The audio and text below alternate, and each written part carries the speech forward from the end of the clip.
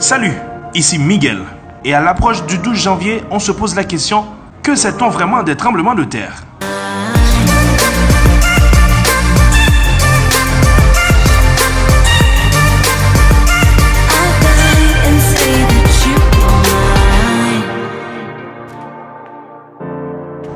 Un tremblement de terre, appelé aussi parfois séisme, est une secousse de sol, parfois très violente. Cette secousse est due au mouvement des plaques qui constituent le manteau de la Terre. On les appelle aussi plaques tectoniques.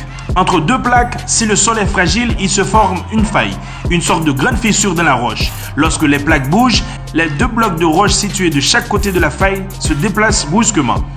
On parle de faille active quand une faille a provoqué des séismes au cours du temps. Les sismologues sont donc capables de déterminer la magnitude d'un séisme à l'aide des données fournies par les sismographes.